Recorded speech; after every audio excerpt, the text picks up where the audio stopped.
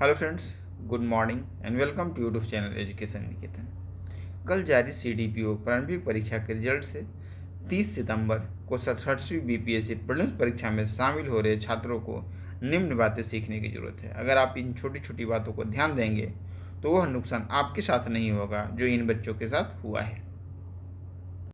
आप परीक्षा भवन में छोटी छोटी गलती कर जाते हैं जल्दीबाजी में, और जिसका कि परिणाम यह होता है कि आपकी उम्मीदवारी तक कैंसिल हो जाती है। फिर आप फ़ोन करते हैं कि सर मैंने वो रोल नंबर छोड़ दिया, सर मेरे से रोल नंबर का एक वाइटनर लगा दिया, या इस तरीके की गलती करके आते हैं और पूछते हैं क्या होगा, क्या किया जा सकता है। तो जो भी किया जा सकता है वो आयोग करेगा, और आयोग क्या कर रहा है वो आपके सामने है। आपकी कैंडिडेचर कैंसिल हो सकती है। तो पहला नंबर, उन आधार्स को जान ले जिनके आधार पर इस बार परीक्षा में कैंडिडेटरशिप कैंसिल की गई है। देखो, 33 उम्मीदवारों ने OMR पर अपने अनुक्रमांक के सही संकेत नहीं किए, यानी रोल नंबर के इशू के कारण एक उम्मीदवार द्वारा रोल सीट अथवा प्रवेश पत्र पर कार्यालय प्रति पर हस्ताक्षर नहीं किया गया। आपको पता है कि काउंटर फाइल आता है जिस पर आपको सिग्नेचर करना होता है अपना, उस पर सारी चीज़ें आपकी डिटेल्स ऑलरेडी भरी रहती हैं।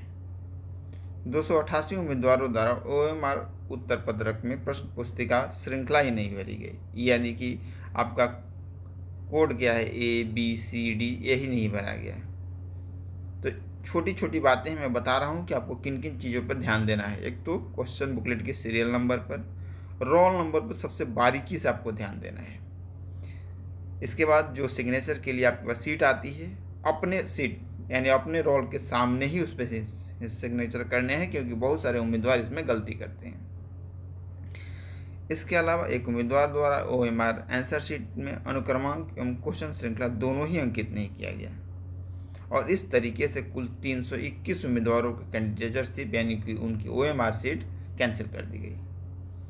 तो आप समझ सकते हैं कि इस तरीके की आप गलती करेंगे तो कट ऑफ से अधिक अंक आने के बाद भी आपका रिजल्ट नहीं आएगा। तो एक तो पहली सीख हो गई कि क्या आपको एग्जाम हॉल में नहीं करना है। इसके लिए सबसे अच्छा उपाय है कि जब आपको कम से कम 15 मिनट पहले आपको सीट मिल जाती है आंसर बुकलेट की, OMR सीट, इसको एकदम आराम से रिलैक्स मोड में भरें।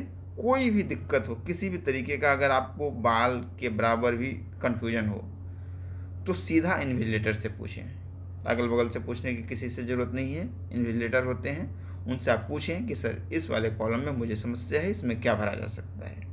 जल्दीबाजी में या अपने स्तर पर अगर आपको नहीं आ रहा है तो कोई भी चीज़ आप ना भरें। कोशिश करें कि जब आप ऑफलाइन प्रैक्टिस सेट दे रहे हैं तो OMR पे ही दें, क्योंकि OMR आप जब लगातार भरते रहते हैं तो इन चीज़ों को प्रैक्टिस आपको अच्छे से हो जाती है। दूसरी जो सबसे बड़ी बात है कल के रिजल्ट में, उसके जो कट ऑफ रहा है वो काफ़ी चौंकाने वाला रहा है। समानता यह मान के चला जा रहा था कि 100 से 102 के बीच में जनरल कैटेगरी का कट ऑफ जाएगा, लेकिन जनरल कैटेगरी का कट ऑफ 105 गया है। प्रश्नों का क्या लेवल था, विशेषकर हिस्ट्री के प्रश्नों का, अगर आपने प्रश्न पत्र को नहीं देखा है तो एक बार देख लें।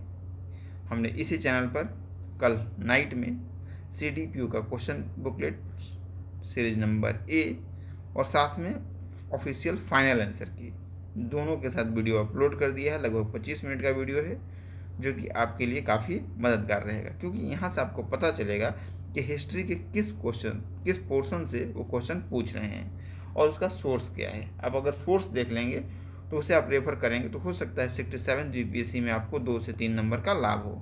और जहाँ एक एक नंबर का इतना महत्व है तो आप समझ सकते हैं, हमें लगता है कि 100 से 105 के बीच में एक बहुत बड़ी संख्या होगी।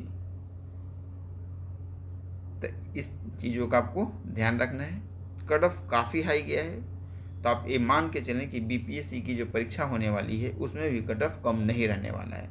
माना कि इसमें सीटें कम थी, लेकिन इसमें अभ्यर्थी भी कम थे। इसमें लगभग 96,000 समथिंग अभ्यर्थी थे, जबकि उस परीक्षा में 6 लाख अभ्यर्थी हैं। दूसरी बात, बहुत सारे ऐसे अभ्यर्थी जो ऑलरेडी अच्छे पदों पर चयनित हैं वो CDPO की परीक्षा में शामिल नहीं हुए थे, किंतु वो BPSC की परीक्षा में शामिल होंगे। साथ ही साथ जो अदर स्टेट के कैंडिडेट होते हैं वो भी बहुत कम शामिल हुए थे CDPO की प्रारंभिक परीक्षा में, जो कि BPSC की प्रारंभिक परीक्षा पर में बड़े पैमाने पर शामिल होंगे। इसमें नंबर बढ़ाने का एक सीधा सा उपाय है कि आप 3% को, मैं आपको हमेशा कहता हूँ कि आप सबसे ज़्यादा फोकस कर लें। Current affairs including Bihar special, history और साइंस, इन 3 सेक्टर्स को आपने अगर अच्छे से कवर कर लिया तो आप समझिए कि आप रिजल्ट के बहुत करीब हैं, क्योंकि यही 3 सेक्टर हैं जो लगभग 100 क्वेश्चन को कवर करते हैं, और साथ में 10 क्वेश्चन मैथमेटिक्स के हैं जिनमें आपको 8 से कम अंक नहीं लाने चाहिए, क्योंकि बहुत सारे बच्चे 10 में 10 अंक भी इन 10 प्रश्नों में प्राप्त करते हैं। हाई कट ऑफ में रिजल्ट लाने का एक ही तरीका है कि आपको जो कॉमन मिस्टेक्स होते हैं, सिली मिस्टेक होते हैं, उनको मिनिमाइज करना होगा। बिल्कुल ख़त्म करना तो बेहद मुश्किल है, लेकिन उसको आपको कम से कम करना होगा, क्योंकि हाई कट ऑफ में एरर की कोई गुंजाइश नहीं होती है। अगर आपने 2 से 3 बबल्स भी अगर गलत भर दिए और आप जानते हुए आपका प्रश्न गलत हो गया, तो मान के चलिए कि आपका रिजल्ट मुश्किल हो जाएगा। दूसरी बात, सही है सही नहीं है। अगर इस तरह के प्रश्नों को पढ़ने में भी आपने कोई गलती की, तब भी आपके प्रश्न गलत हो जाते हैं। वो यह मैं सामान्य मिस्टेक्स बता रहा हूँ जो कि बच्चे परीक्षा हॉल में करते हैं।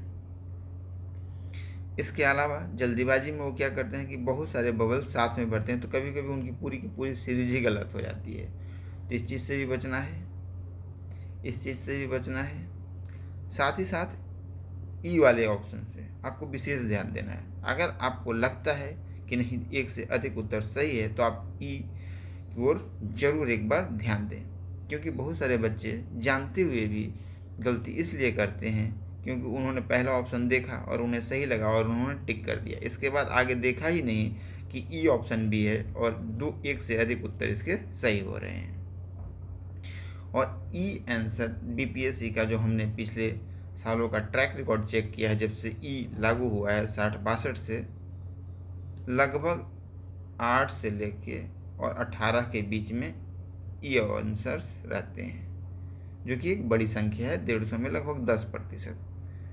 तो ई ऑप्शन पर भी आप विशेष ध्यान दें। तो ये छोटी छोटी बातें हैं जिनका कि आप एग्ज़ाम हॉल में उपयोग करेंगे तो आपके कुछ ना कुछ अंक जरूर इम्प्रूव होंगे। साथ ही साथ कम से कम एग्ज़ाम हॉल में आप 2 से 3 पेन लेकर जाएं। पेन जो होना चाहिए बिल्कुल उस तरीके का पेन होना चाहिए जिसको आप पहले यूज कर चुके हों। ऐसा ना हो कि आप एकदम नया पेन लेकर जाएं, क्योंकि इसका भी खामियाजा आपको एग्ज़ाम हॉल में भुगतना पड़ता है।